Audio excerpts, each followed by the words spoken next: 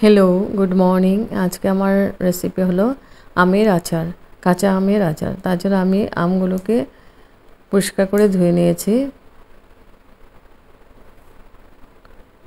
এখন আমি খোসা ছাড়িয়ে কেটে নিব আমগুলোকে। খোসা ছাড়িয়ে আমগুলো কাটা হয়ে গেছে। পাতলা পাতলা করে আমি লম্বা করে কেটেছি।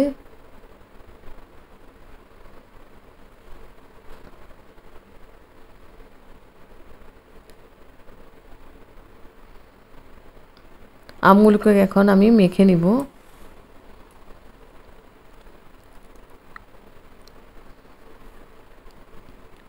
আমি টক ঝাল মিষ্টি আমের আচার বানাবো। তার জন্য আমগুলোকে কেটে নিয়েছি লম্বা লম্বা করে।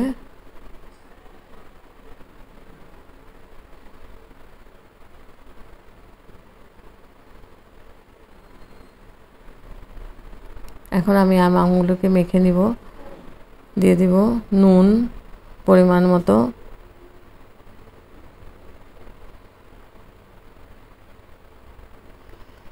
হলদি পাউডার দিব। হলদি পাউডার দিয়েছি, নুন। এখন খুব ভালো করে মেখে নিব আমটাকে।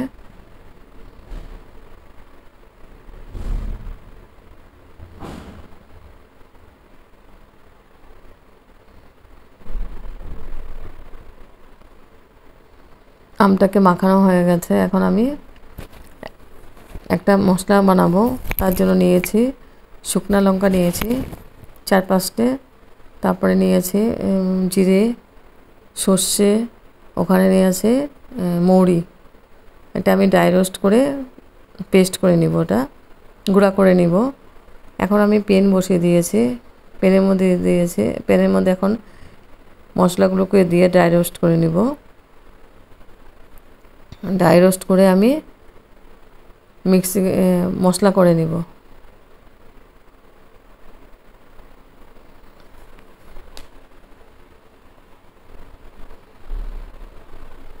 আচারের এটাই মেন মশলা। পরে আমি আচারটা হওয়ার পরে মশলাটা মিলিয়ে দেব। মশলাটাকে ভালো করে আমি ভেজে নিচ্ছি।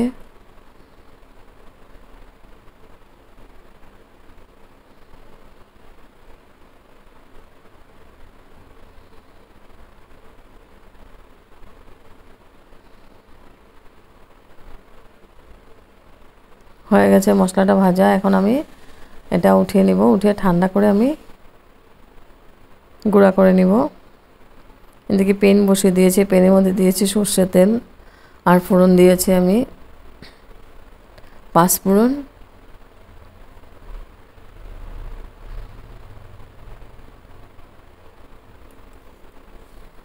ফোড়নটা দিয়ে আমি খুব ভালো করে ভেজে নিচ্ছি। তারপর দিয়ে দেবো আমি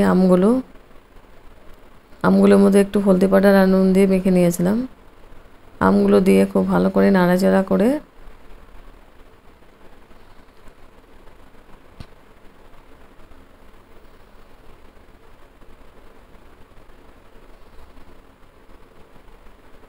আমগুলো দেওয়া হয়ে গেছে। এদিকে আমি গুড়টাকে আমি জলে গুলে একটু গরম করে নিয়েছি। গুড় দিয়ে বানাবো।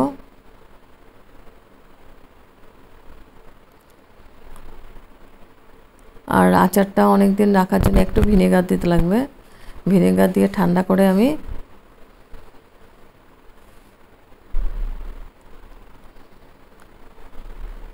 রেখে দিব। অনেক দিন খাওয়া যাবে এই আচারটা। বেশি করে বানালে 1 বছরের জন্য খাওয়া যাবে, নষ্ট হবে না। আমগুলো দিয়ে আমি খুব ভালো করে নাড়াচাড়া করে দিচ্ছি।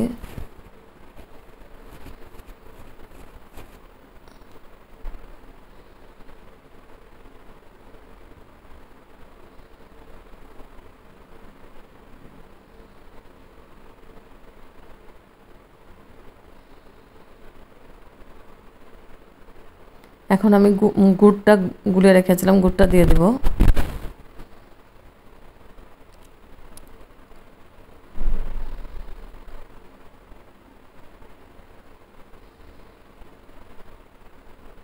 গুড়টা দিয়ে আমি খুব ভালো করে নাড়াচাড়া করে দিব। আর এটা স্টিমটা বাড়িয়ে দেব। এটা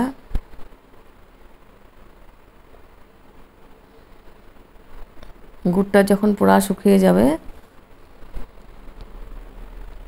তখন আমি গুঁড়া মশলাটা দিয়ে দেব।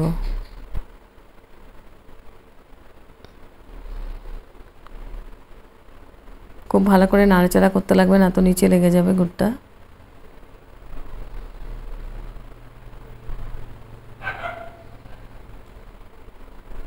হেভি টেস্টি হয় এই গরমের দিনে। এই ধরনের আচার খেতে খুব ভালো লাগে। রুটি, পরোটা, তারপরে rice, plain rice, fried rice সবার সঙ্গে ভালো লাগবে খেতে।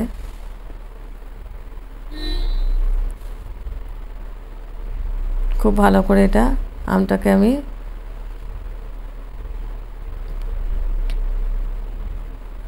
নাড়াচাড়া করে বানিয়ে নিচ্ছি। এখন আমি গুঁড়া মশলাটা দিয়ে দেব। গুঁড়া মশলাটা দিয়ে আমি খুব ভালো করে মিক্স করে দিব।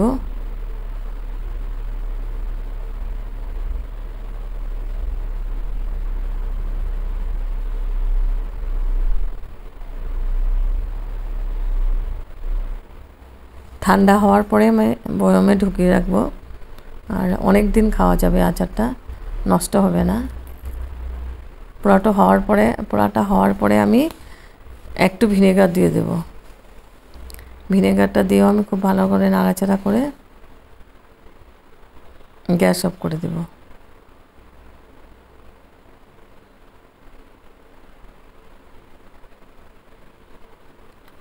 আচারটা হয়ে গেছে, আর একটু আমি শুকিয়ে নেব।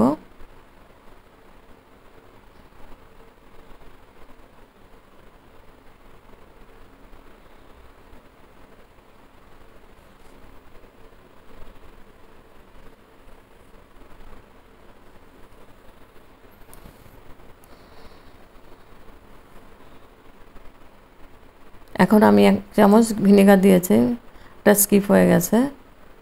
ভিনেগারটা দিয়ে আমি একটু নাড়াচাড়া করে গ্যাস অফ করে দিব।